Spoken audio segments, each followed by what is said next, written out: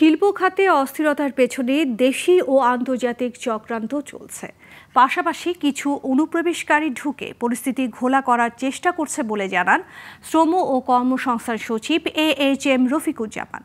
দুপুরে গাজীপুর টঙ্গী শিল্প সম্পর্ক শিক্ষায়তন হলরুমে শ্রম অসন্তোষ ও শ্রম পরিস্থিতি পর্যবেক্ষণ বিষয় এক আলোচনায় প্রধান অতিথির বক্তব্যে তিনি এসব কথা বলেন।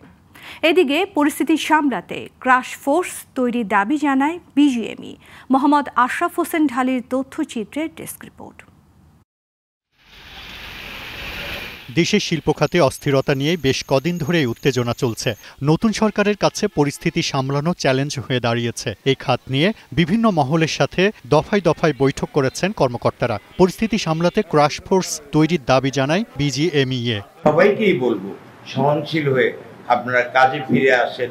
ইকোনমিকে পুনরুদ্ধার করতে হবে, যাতে আমাদের এমনিতেই বেশ খানিকটা লস হয়ে গেছে। তারপরেও আমরা চেষ্টা করেছি এই শ্রমিকদের অসন্তোষ এবং শ্রম পরিস্থিতি পর্যবেক্ষণ করে সমাধান করার। এ সময় শ্রমিকদের অসন্তোষের বিষয় দেশ ও দেশের বাহিরে চক্রান্তের কথা তুলে ধরে শ্রম ও কর্মসংস্থান মন্ত্রণালয় সচিব বলেন, সবাইকে দায়িত্বশীল হতে হবে। বিদেশি গণমাধ্যম পোশাক খাতের অসঙ্গতি তুলে ধরে আন্তর্জাতিক মার্কেটটি নষ্টের চেষ্টা করছে।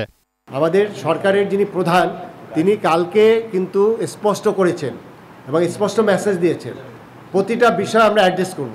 কিন্তু রাস্তায় যদি এরকম ব্লকেট করে বা এরকম ব্যারিকেড দিয়ে এই রাস্তা বন্ধ করে অথবা কোনো ফ্যাক্টরি বা ওয়্যারহাউসে গতকালকেও আগুন দেওয়া হয়েছে, এটা তো কোনোভাবেই কাম্য নয়। তিনি মনে করেন শ্রমিক মজুরি নিয়ে তিনটি পক্ষের জন্য আলোচনার পথ খোলা আছে। আপনারা কাজে ফেরেন, আপনাদের প্রত্যেকটা বিষয় আমরা অ্যাড্রেস করব এবং সেই জায়গায় আমাদের যে প্ল্যাটফর্ম আছে সেই প্ল্যাটফর্মের বাইরেও অনেকগুলো সুযোগ আছে, সেটা করব। Global television news desk.